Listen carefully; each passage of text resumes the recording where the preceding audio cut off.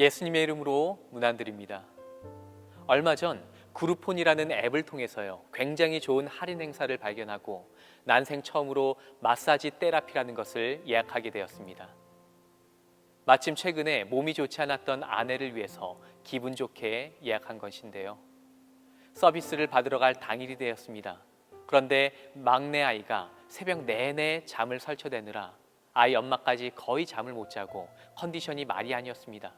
그래서 마사지 예약 시간이 거의 다 되어서 취소를 하려고 했더니 주인은 우리를 대체할 손님이 없는 상태라 그 시간에 돈벌이를 못하니 우리의 예약 시간을 아예 취소할 뿐만 아니라 앱을 통해서 구매해 놓은 쿠폰을 오늘 사용한 것으로 간주하겠다 하는 것이죠. 그 샵의 주인은 이제 갑의 입장이 되어서 아쉬울 게 없었던 모양입니다. 결국 저는 을의 입장에서 하는 수 없이 그들의 결정을 따르고 손해를 감수할 수밖에 없었습니다. 속이 상했지만 어쩔 도리가 없었던 것이죠. 이 일을 통해서 갑 중의 갑이신 하나님의 입장을 생각해 보게 되었습니다. 여러분들도 함께 생각해 보시길 바랍니다. 성경에서 하나님께서 우리 인간에게 약속, 다른 말로 언약을 맺어주시는 장면이 여러 번 나오는데요. 하나님께서 우리와 언약을 맺지 않으셔도 하나님에게는 손해되는 일이 없습니다. 그런데도 그 약속을 지키지 못한 인간을 향해서 또다시 그리고 또다시 언약을 맺고 또 맺어주시는 것입니다. 끝까지 연결되려고 하시는 그러한 모습을 보게 됩니다. 왜 하나님은 그토록 강력하게 약속을 깨버리는 우리와 또다시 언약을 맺고 맺으려 하시는 걸까요? 그것은 우리를 죽기까지 사랑하시기 때문입니다. 오직 우리의 유익과 행복을 위해서 일방적인 사랑으로 언약을 유지시키시려는 하나님의 사랑의 모습을 보게 되는 것입니다. 성경에서 언약이라는 단어가 처음 나오는 구절이 바로 노아 홍수 사건 직전 그리고 직후에 등장합니다. 노아 홍수 직후의 기록을 한번 보실까요? 내가 내 무지개를 구름 속에 두었나니 이것이 나와 세상 사이의 언약의 증거니라. 전 세계적인 홍수 사건이 끝나고 새로운 출발을 하는 노아에게 하나님은 특별한 언약의 증표를 주시는데요. 그것이 바로 무지개입니다. 히브리어 성경 원문에는요, 무지개라는 단어가 사실 없습니다. 대신 활이라는 단어가 등장하죠. 그래서 무지개를 구름에 있는 활이라고 표현을 한 것입니다.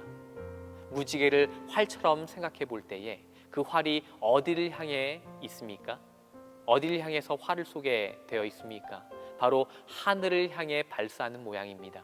곧 하나님께서 세상을 물로 심판하셨지만 이것이 사랑 많으신 하늘 아버지의 가슴에 화살을 쏜 일이라는 것을 알게 되는 것이죠.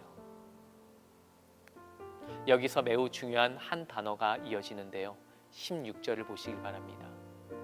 무지개가 구름 사이에 있으리니 내가 보고 나 하나님과 모든 육체를 가진 땅의 모든 생물 사이에 영원한 언약을 기억하리라.